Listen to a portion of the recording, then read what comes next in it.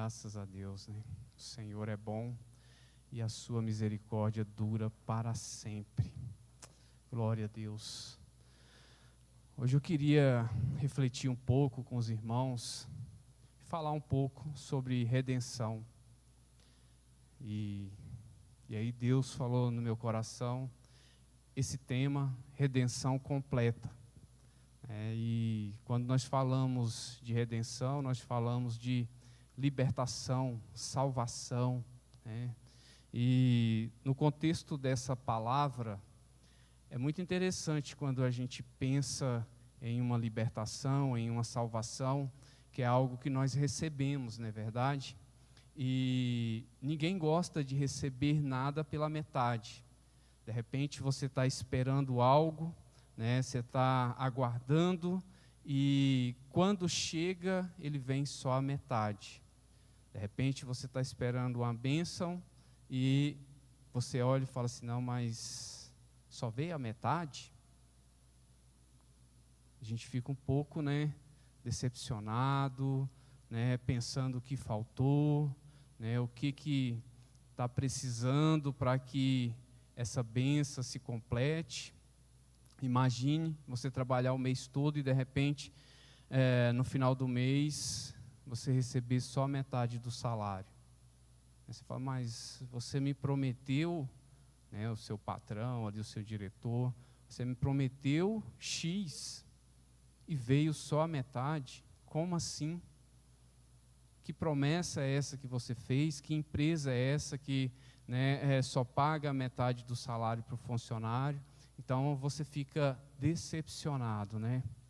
E aqui hoje nós vamos falar de uma promessa que foi cumprida e foi cumprida por completo. Só que aí os papéis se invertem. Ela veio por completo, mas a sociedade, o homem, de forma geral, está pegando só a metade, ou talvez nem a metade. E aí você não experimenta, não saboreia o que Deus tem para a sua vida de forma plena. Não é só pela metade, não é 30%, não é 20%. Ele te promete por completo. Mas muitas vezes nós pegamos só a metade, mas a promessa está lá. Quando você vai ler a palavra de Deus, né, você vai ver que lá em Gênesis capítulo 1, Deus fala sobre a criação, Deus fala sobre, né, formar a terra. Capítulo 2, no capítulo 3 até o versículo 15, né, aí tem o pecado e tal, e aí vem a promessa de um Salvador. E daí em diante, nós temos toda a orientação daquele que viria e ia trazer a nossa redenção. E aí o nosso texto, né, base aqui é Efésios capítulo 1, versículo 7, que diz da seguinte forma: no qual temos a redenção pelo sangue, a remissão dos pecados, segundo a riqueza da sua graça. Quando nós falamos de graça, é um favor imerecido, é aquilo que nós não merecemos, mas Deus, pela sua infinita bondade, pela sua infinita, né, pelo seu infinito amor, Ele nos traz a redenção, Ele nos traz a salvação, Ele nos traz a libertação.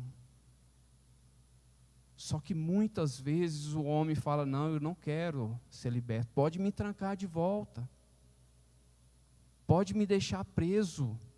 Aqui nessa prisão eu tenho segurança. Aqui nessa prisão eles vêm me deixar comida aqui, eles deixam meu alimento, eles me dão, né, a condição de tomar um banho de sol certa hora do dia. Para que eu vou sair? Eu não sei o que tem lá fora. O mito da caverna, né? E aí a pessoa não se desprende. Jesus, ele veio para nos dar vida e vida em abundância, ou seja, uma vida plena. E muitas vezes nós ficamos presos nas paixões do mundo, nos desejos carnais, nas coisas carnais, e nos esquecemos da promessa que Ele nos fez. E aí, de repente, alguém te pergunta: você acredita na Bíblia? Você fala: acredito. Mas aí, quando fala essa promessa, a gente não toma posse. Imagine que, naquele momento de enfermidade, Deus chega em você e fala assim: eu vou te curar, mas só pela metade. Um dia você está bem, outro dia você vai estar mal. Um dia você vai estar bem, outro dia você vai estar mais ou menos. Imagine se acontecesse dessa forma.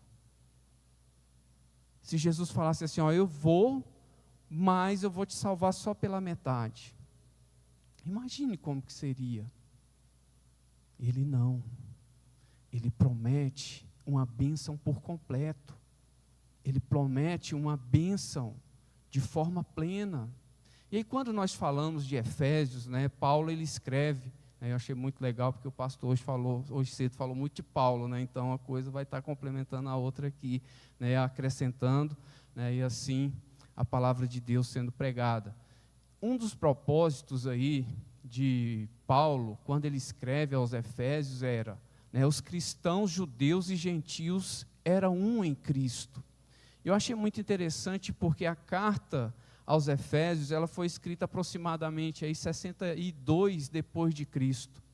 E eu fiquei pensando, nossa, 62 anos só, o povo já estava esquecendo das promessas, esquecendo do que Jesus tinha falado, porque quando nós falamos de aproximadamente 62 anos depois, e nós pegamos os 33 anos de Jesus, então nós imaginamos aí que só tinha 29 anos depois de todo feito de Jesus, depois da sua morte, da sua ressurreição. Então todo aquele impacto ali, toda aquela glória que tinha acontecido, ainda estava viva no coração daquelas pessoas, mas elas estavam se esquecendo,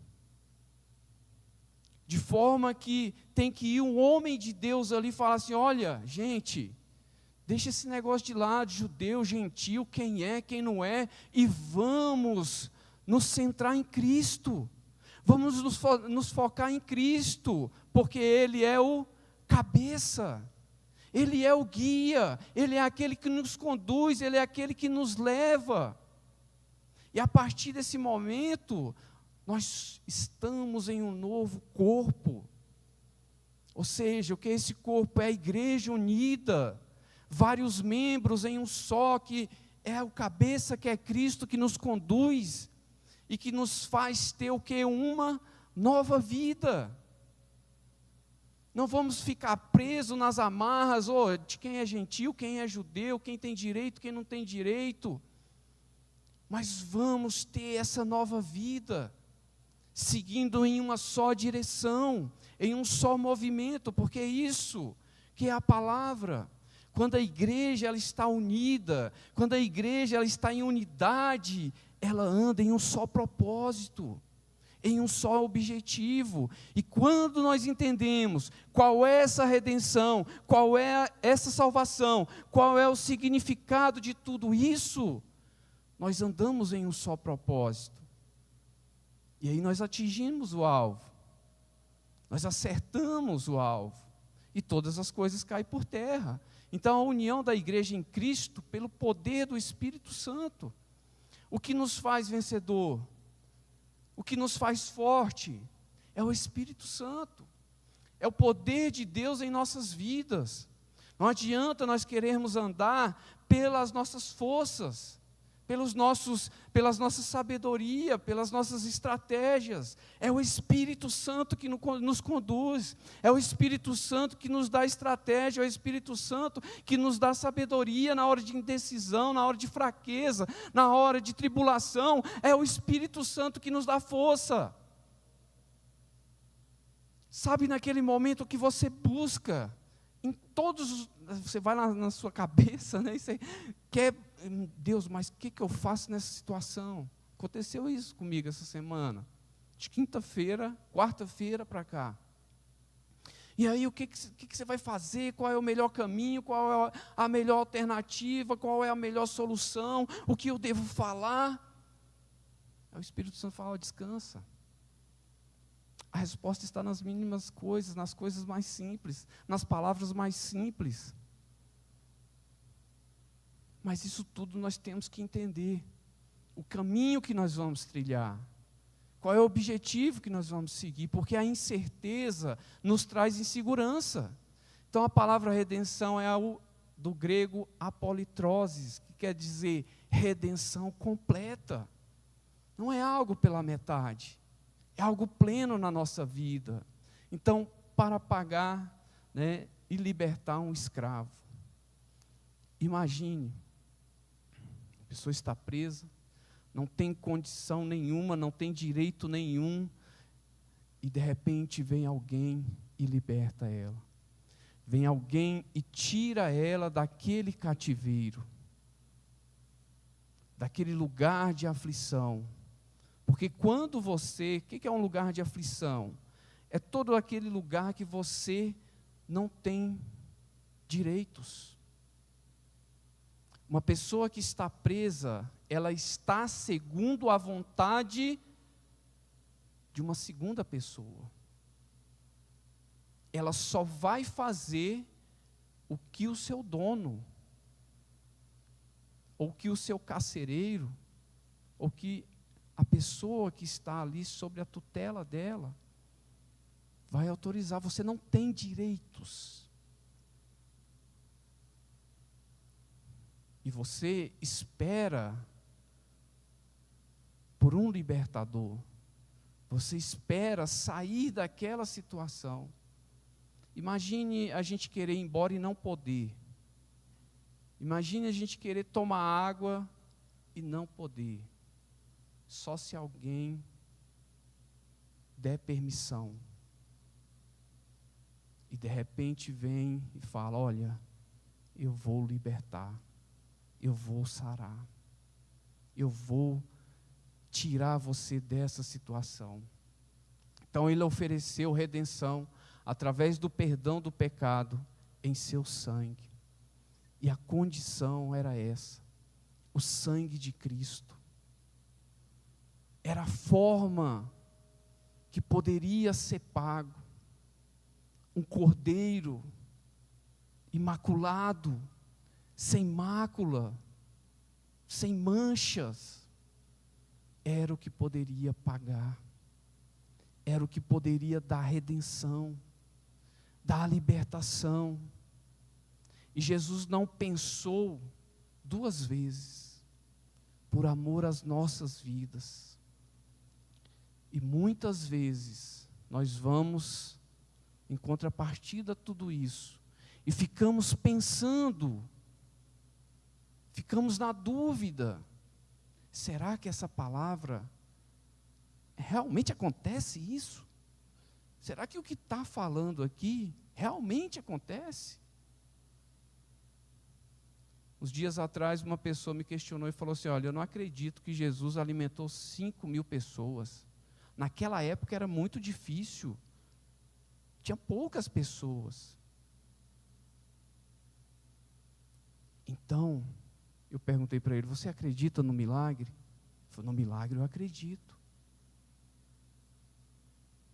Então, como que a gente vai separar o que acredita e o que não acredita? A gente vai separar, pegar a palavra e vai falar assim: ah, nisso aqui eu acredito, né, mas eu acredito aqui na promessa de cura, eu acredito aqui na promessa de libertação, mas eu não acredito aqui nos dízimos, não. Ah, isso aqui é coisa da velha aliança. Como assim, irmãos? A palavra de Deus, ela é única. Ela é o nosso manual. Ela é o nosso GPS. Não tem como a gente seguir um manual, um protocolo, apenas pela metade. Falar assim: não, a partir de agora deixa comigo que eu já sei o caminho. Olha que a gente pode se perder. Então vamos prestar bastante atenção no que Jesus tem prometido para nós, no que Ele fez. Então este versículo, né, percorre, né, a vastidão sublime do plano eterno de Deus para o seu povo. Então veja que o tamanho do plano de Deus é imenso. E Ele planejou desde o início até o fim. E hoje, ao analisar a sociedade, ao ver o que está acontecendo, a gente vê a palavra se cumprindo. Quando nós olhamos para trás, a gente vê que a palavra de Deus se cumpriu até a nossa era. Então, será que vale a pena duvidar o que vai acontecer pela frente? A gente tem que tomar posse dessa vida plena, dessa salvação que Jesus tem prometido para as nossas vidas e seguir nos caminhos que Ele tem nos orientado, no caminho que Ele tem nos guiado, porque Ele nos dá o livre-arbítrio.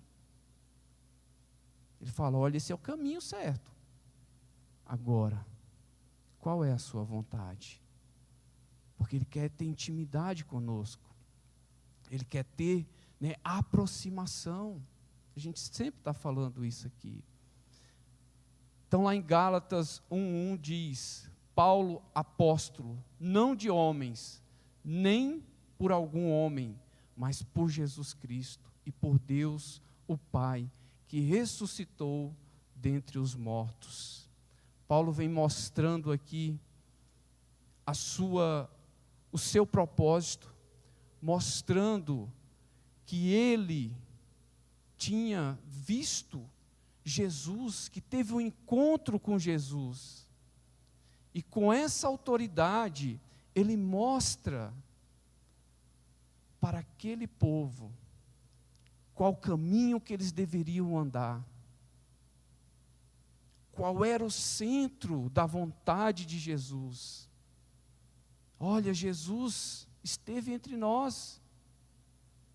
E agora nós estamos buscando, questionando coisas que não nos levam para o reino dos céus. A igreja, pouco tempo depois, estava se perdendo, estava se distraindo em coisas que só afastava do reino dos céus, do reino de Deus, dos propósitos de Jesus, da vontade de Jesus. E com isso, irmãos, os dias se passam, os anos se vão, e a gente perde esse foco.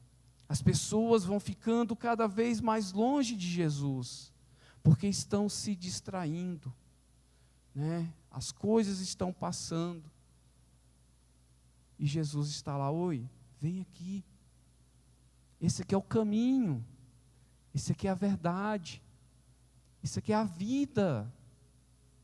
Essa vida que você acha que tem, não é nem a metade do que eu tenho para te oferecer. E além de uma vida plena, aí, em 2024, você vai ter uma vida plena aqui também ao meu lado.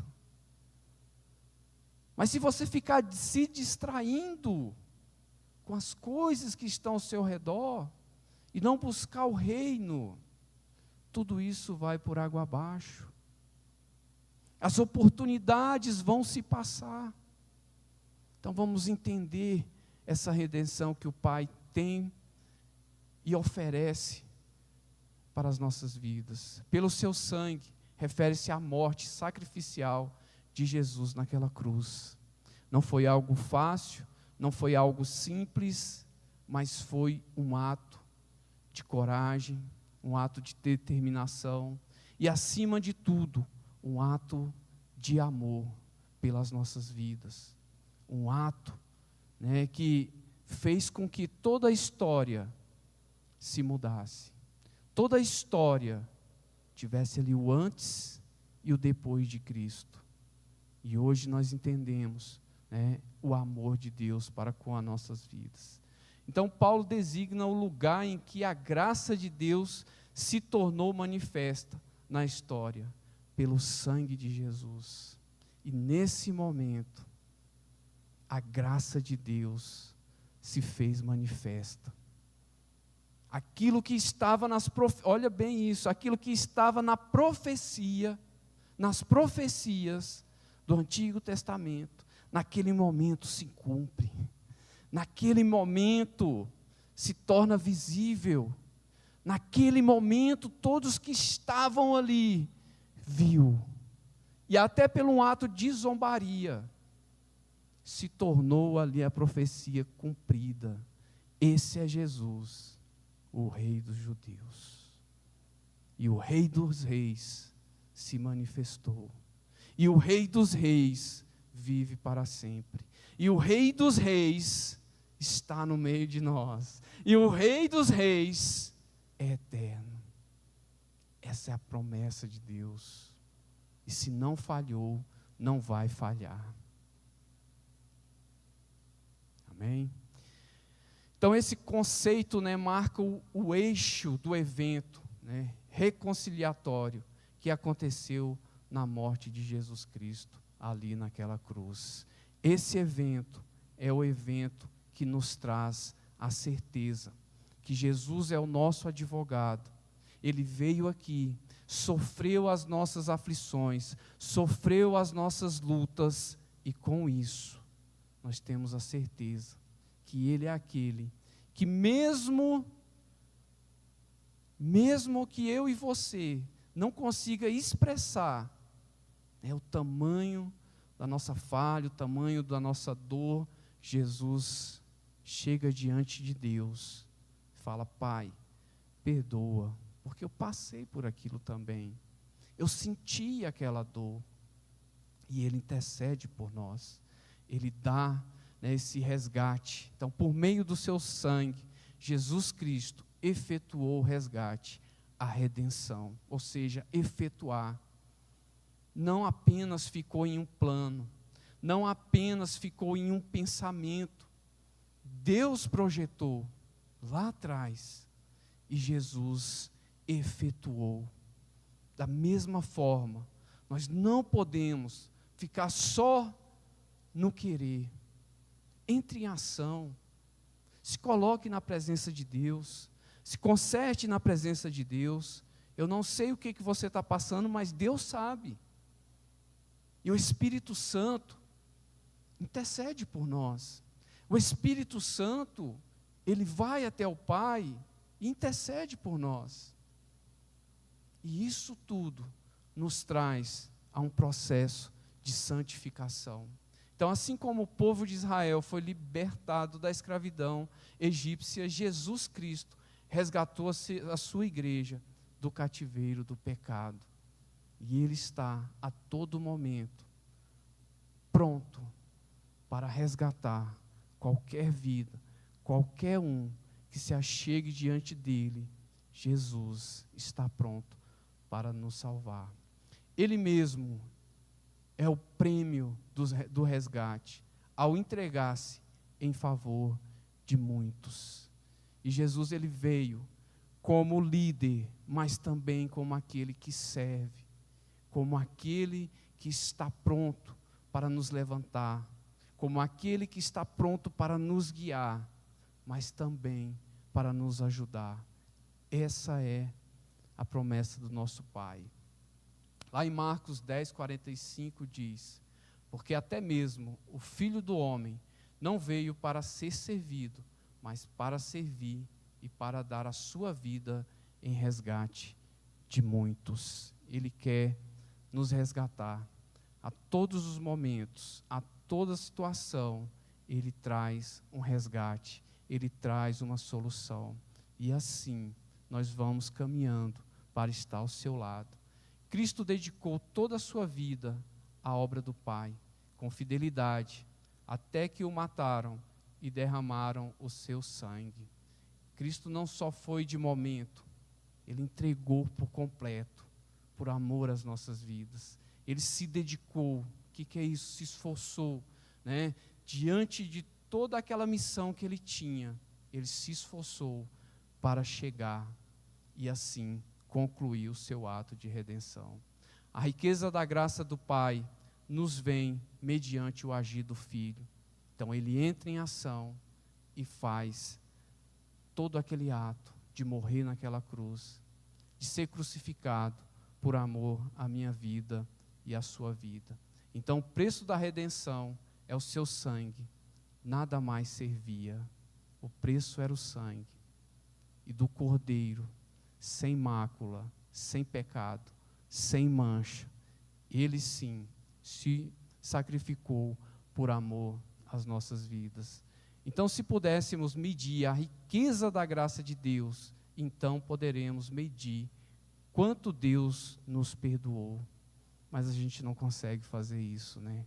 Porque a graça dele é infinita. Então, o seu perdão, ele é infinito nas nossas vidas. Mesmo naqueles momentos que até você não consegue se perdoar, Deus está pronto. Basta que você abra o seu coração e assim ele vai entrar, vai limpar, vai tirar toda a mancha e colocar, né, um espírito de paz, um espírito de bondade, um espírito de mansidão. Então os cristãos foram comprados com o preço do sangue de Cristo e foram remidos do pecado de Satanás e da miséria da sua natureza pecaminosa. Quando nós olhamos para trás e a gente vê como que está a sociedade, a gente olha para um lado, olha para o outro e vê como o pecado tem invadido, como o pecado tem consumido sonhos, projetos, famílias. E aí de repente você olha para a graça de Deus. E aí você tem que tomar uma direção. Não continue no mesmo caminho. Pegue o caminho que nos leva a Cristo, que nos leva para o braço do Pai. Esse é o caminho da redenção, e uma redenção completa, uma redenção que nos traz a paz, uma redenção que nos traz a certeza, tira toda dúvida e nos leva mais próximo de Deus. Amém?